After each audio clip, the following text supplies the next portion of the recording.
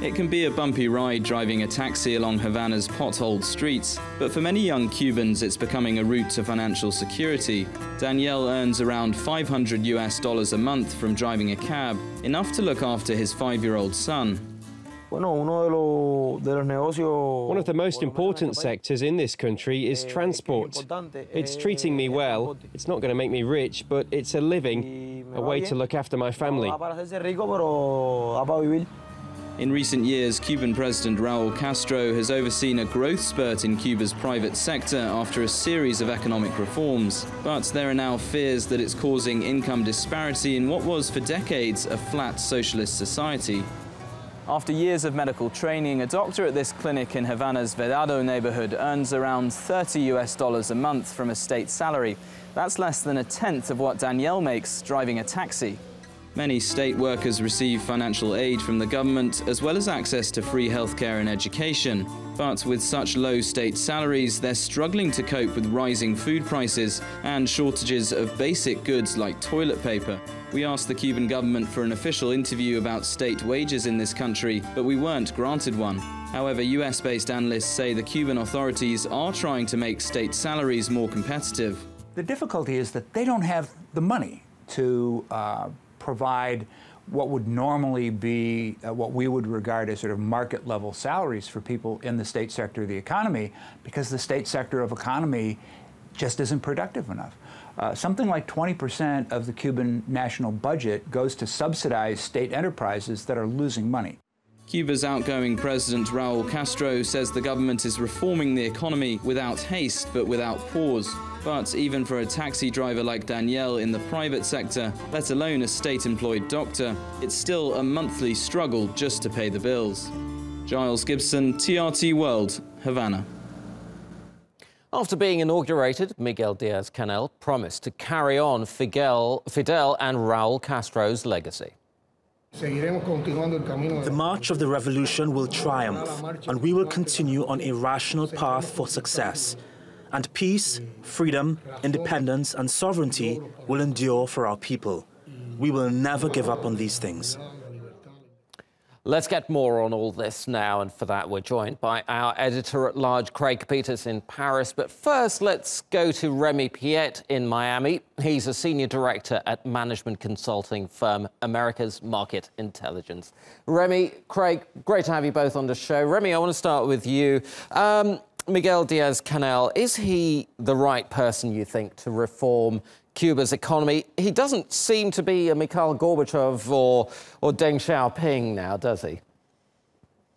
I mean, here the objective from the Castro and Raul Castro more than anything is to have a change of someone in power, but to maintain a very slow, steady path towards reform. We're not looking at having increased reform from the get-go from one day to the next. So what he was looking for was to have a successor that would carry out the same ideology in terms of the political structure. Diaz-Canel was actually the first vice president for the last 5 years. So it's a transition that has been prepared way ahead of time. And we're looking at a stabilization of the regime and very limited reforms, both economically and even less politically.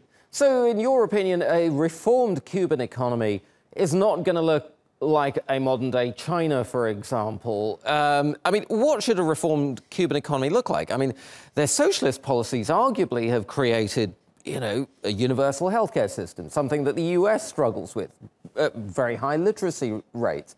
What should the end goal be? What you're saying is very true. I mean, it's still a very centralized country, both politically and economically. The level of healthcare, the level of education is higher than similar countries in the region. So that's a positive. But in terms of creation of wealth, in terms of creation of different companies, the liberalization of markets and the capacity for Cubans to create their own structure or to run their own business is still very limited. There's been some reforms over the last 10 years, that's for sure. But these very reforms are actually being reduced over the last 1 or 2 years after the visit from Barack Obama in 2016 that created a lot of hopes and a lot of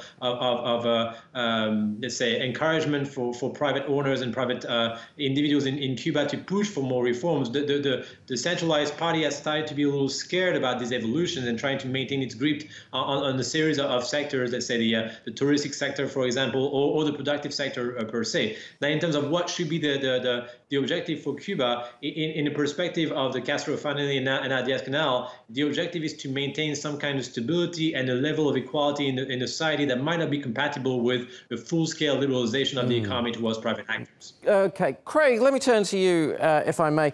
What more do we know about Diaz-Canel? I mean, as we heard in that soundbite from him, he seems to be very much a party man, doesn't he? Oh, totally. He is a regional governor. Quite frankly, very little is known about him outside of the inner workings of the Communist Party of Cuba. But I want to take exception. He's not the president of Cuba. The president of Cuba, in name perhaps, he is the regent for the Castro family. Raul Castro remains in charge of the Communist Party, which controls Cuba. Fidel Castro, as some people might remember, was not president for many years. He had other presidents go up. He ran the country from behind the scenes. As for all of this talk about reform, we've heard this for so long. I'll tell you one thing about Cuba that you can go to the bank with, since there's no money there you can take to the bank. Miguel Diaz-Canel Bermudez, whatever reformist tendencies he might have, will be thrown out with the garbage the moment those reforms threaten what the Communist Party down there calls the achievements of the revolution. Oh, yes, there's internet on the island. Well, hello, there are jet planes flying overhead, too. Look, Craig, we spoke back in 2016 extensively about Cuba after the death of Fidel Castro. What's changed for the economy since then? Well, the private sector is still controlled by the military. Venezuela has cut oil shipments. There's still a bunch of old guys running the country. Tourism was always a sideshow, and now that is starting to slump a great deal. Not much has changed.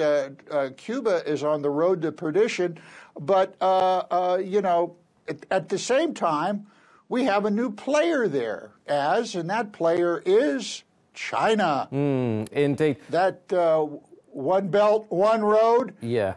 There were meetings between Chinese officials and Cuban officials 2 weeks ago in Havana. I don't think they were there talking about building casinos. Right. That's a really good point. Remi, let me throw this back to you. Cuba is caught between a rock and a hard place, between the US on one side and Venezuela's crumbling economy on the other side. Is China, as Craig says, the possible logical alternative to all of this? Well, clearly the key elements of change over the last 2 years, and now with the first couple of weeks for the new establishment in Cuba, although as the first interlocutor mentioned, Raul Castro was still in charge of the political party until 2021.